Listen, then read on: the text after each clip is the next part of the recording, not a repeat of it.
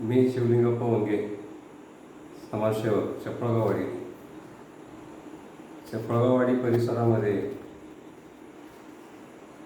Lumpy आजाराचं लसीकरण होणे अत्यंत आवश्यक आहे.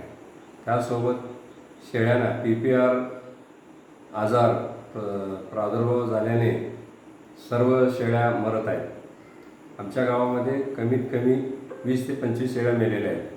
त्यासाठी मी जिल्हाधिकारी महोदयांना, माननीय मुख्य कार्यकारी अधिकारी, माननीय तहसीलदार, माननीय BDO साहेब यांना मी ईमेलद्वारे संबंधित घटनेची माहिती मी सादर केलेला आहे.